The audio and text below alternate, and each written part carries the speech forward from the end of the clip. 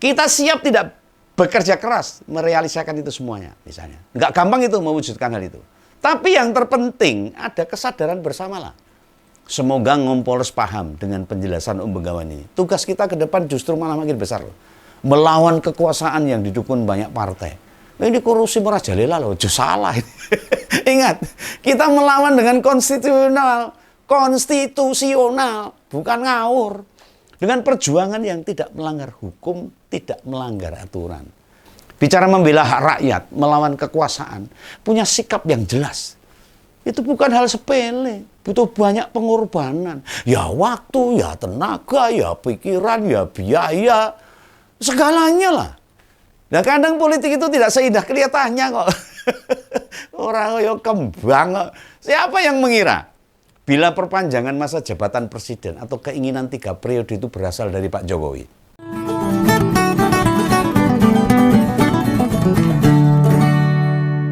Nah inilah pentingnya untuk menyimak konten Ngompol dari awal hingga akhir.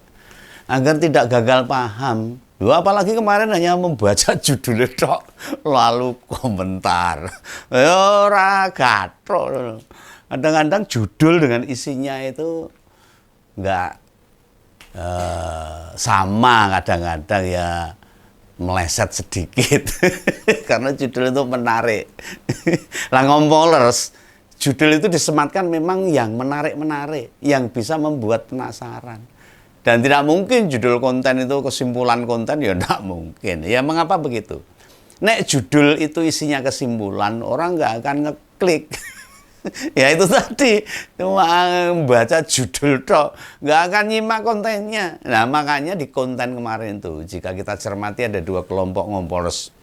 Pertama yang bernada negatif, dan yang kedua yang realistis. Nah kedua kelompok itu ya Ngompolers semua lah, yang sering menyimak Ngompol, jumlahnya puluhan ribu. Yang menyimak dari awal sampai akhir, malah mungkin nyimak lebih dari sekali. Diulang itu, sangat paham posisi kita. Atau bahasa politiknya itu standing position. Ya, terhadap situasi politik saat ini, sing ora cetha. Orang gena, corat marut, ambiar. Nah terhadap sidang MK ini bagaimana? Yang nyimak dan memahami akan melihat sikap realistis. Nah, yang Om Begawan sampaikan. Sementara sebagian kecil malah nuduh Om Begawan itu pesimis. Menyerah katanya. Oh ya enggak. Om Begawan tetap strong. Harus melawan ketidakadilan. Om Begawan melemahkan perjuangan katanya. Om Begawan menyebut sia-sia. Oh enggak begitu.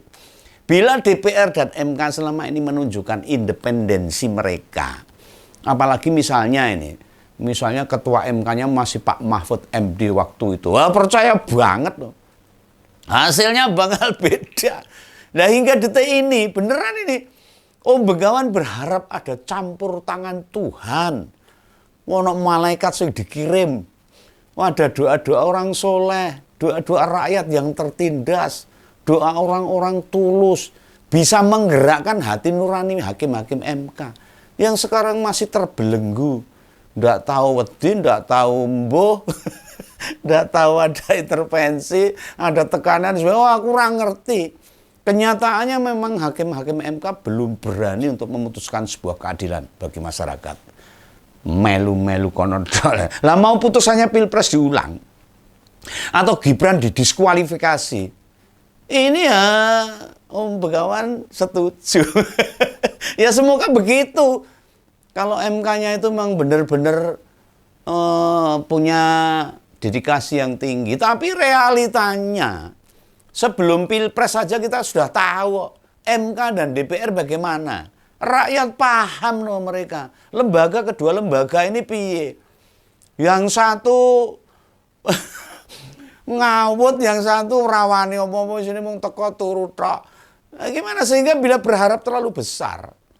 Lah nek gak keturutan kan ya gimana gitu. Posisi start 3 kandidat itu nggak sama. Ada yang mendapatkan perlakuan beda. Ini semua paham. Dan ini realita yang kita terima. Sehingga hasilnya jelas, nggak mungkin fair. Pasti ada sesuatu. Wong Gus Romi aja bilang kok, ibarat yang maju berpasangan sama monyet saja. Ini ya ngomong Gus Romi loh, bukan Om Begawan. Dia akan menang kok. Walau ya kata-kata dengan monyet itu jane ya ora cetha ini. Oh ya, ada beberapa Kompolres ngajak turun ke jalan. Ayo, Om Begawan mau-mau aja. Om Begawan itu mantan tukang demo dulu. Om Begawan sudah turun beberapa kali loh, memprotes keputusan MK bersama kawan-kawan.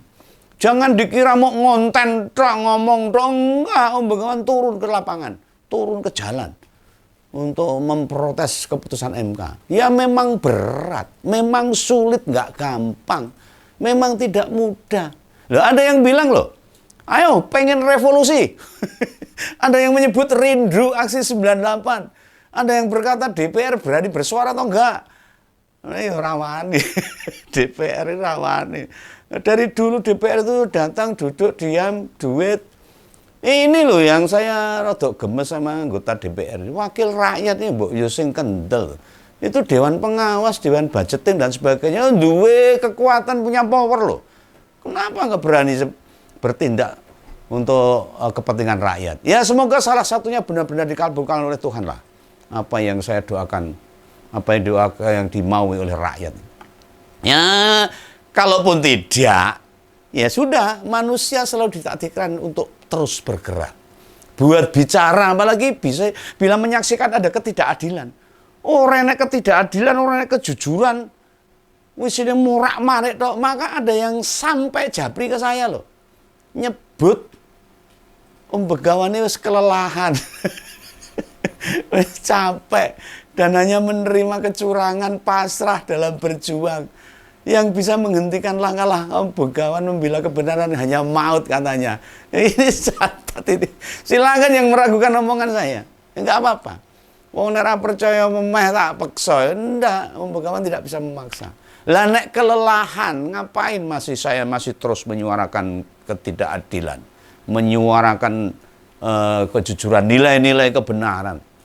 Saya masih tetap ngonten. Lah nek menerima kecurangan ngapain nyebut ini dan itu. Kecurangan gak mungkin Om Begawan terima, harus dilawan. Gak pernah ada yang namanya salah. Apalagi curang tak terima, gak bisa. Bila itu persepsi di antara Kompolres ya monggo. Yang jelas sikap realistis itu gak mudah. Ora gampang. Untuk meluruskan bara yang bengkok ora gampang. Nek wesi perlu dibakar, dipukul, ditutui, ora gampang. Dan Om Begawan paham seperti ini. Itu disebabkan harapan besar Kompolres yang bisa jadi. Berharap banyak, kenyataan sekarang itu berbeda. Nah iya toh, lalu nyalah ke aku. Ya enggak. Ya ingat teman-teman, perjuangan itu tidak pernah mudah lah. Berusaha itu enggak ada yang penak, rekoso. Namanya aja berjuang kok. Nek penak kowe ora berjuang namanya. Nampa warisan. Nah, jadi oposisi itu resikonya juga dibully oleh teman sendiri.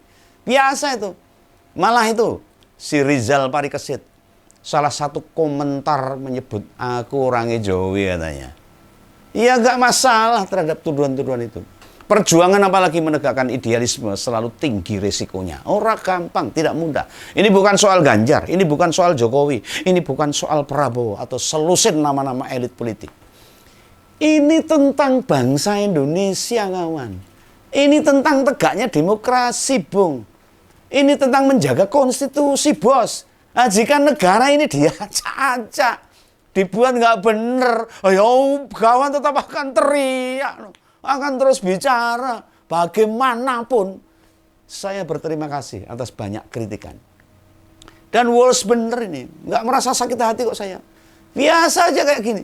Justru yang mesti tak sadari, harapan teman-teman ke Om Begawan terlalu tinggi.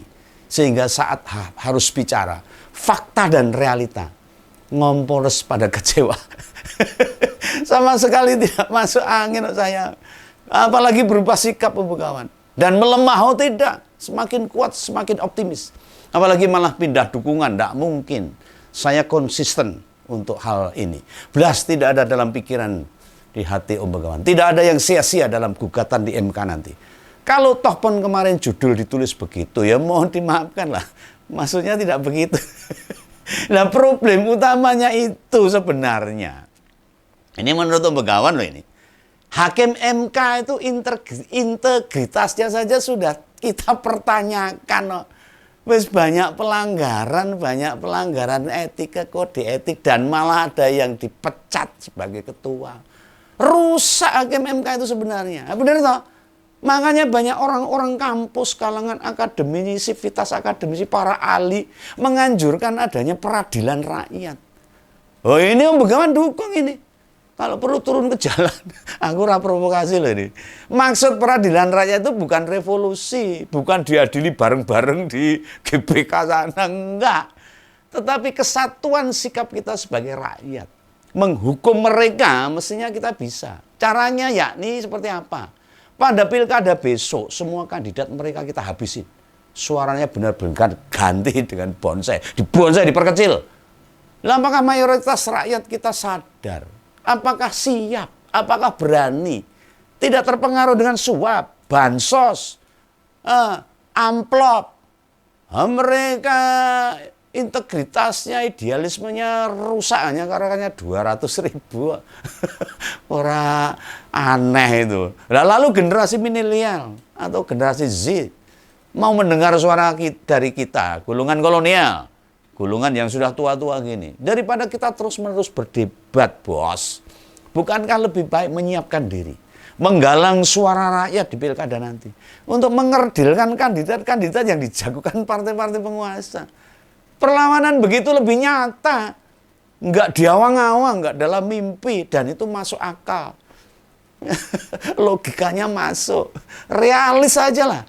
Nah, pertanyaan besarnya begini. Kita siap tidak bekerja keras merealisasikan itu semuanya, misalnya. Nggak gampang itu mewujudkan hal itu. Tapi yang terpenting ada kesadaran bersama lah. Semoga Ngompolres paham dengan penjelasan Om Begawan ini. Tugas kita ke depan justru malah makin besar loh.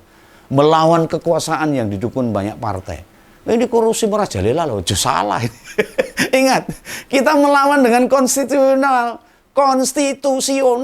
bukan ngawur. Dengan perjuangan yang tidak melanggar hukum, tidak melanggar aturan. Nah, itu saya bilang Ngompolres masih mau loh. Namun jika menganggap saya ini mau banyak omon-omon, ya silahkan. Tapi Om Begawan tetap konsisten untuk menggerakkan, menyuarakan nilai-nilai keadilan. Bicara membela hak rakyat, melawan kekuasaan, punya sikap yang jelas. Itu bukan hal sepele, butuh banyak pengorbanan. Ya waktu, ya tenaga, ya pikiran, ya biaya, segalanya lah. Nah, kadang politik itu tidak seindah kelihatannya kok. Orang yo kembang kok. Siapa yang mengira bila perpanjangan masa jabatan presiden atau keinginan 3 periode itu berasal dari Pak Jokowi? Siapa yang mengira? Tadinya kita semua tidak ada yang percaya. Isu itu dari dia loh. Dan sekarang sebaliknya, sulit kita percaya Pak Jokowi tidak punya kepentingan atas diajukannya Gibran sebagai cawapres. Oh, pasti punya keinginan. Plan A, plan B, plan A gagal, plan B. Semua ada benang merahnya. Kepentingan politik bisa berubah. Maka kita perlu sama-sama berdiri di tempat yang sama. NKRI harga mati. Itu harus. Siapapun yang menghancurkan demokrasi, kita lawan bersama-sama. Begitulah. Lah makanya, sepanjang orang atau tokoh politik masih menjaga dan menghormati aturan, akan kita bela mati-matian. Iya, namun bila sudah merusak itu semua, apalagi menginjak-injak etika berpolitik, mau sampai kapanpun dia tidak layak berdiri di panggung politik Indonesia. Kita lawan lah. Bila anak-anak dan keluarganya diajak bersekongkol, ya mereka berarti jadi musuh rakyat, musuh kita. Tidak pantas bicara atas nama negara. Minimal Om Begawan ditawari ikut pemilu sudah dari lama loh. Wah, suwe. Oh, enggak. Aku pengen yang jobo wae lah. Ngawasi kabeh sing kira bener tak tabrak, sing ora bener tak kritik, tak bengoi. Nek yang jalannya bener ya tak rangkul. Tak dukung. Gitu ya. Jadi harus paham lah. Tonton Ngompolres dari awal sampai akhir supaya tidak gagal paham. Semoga pada tidak hoppers pada ngompol-ngompol yang berikutnya gitu ya. Salam dari Begawan. Salam ngompol. Dadah.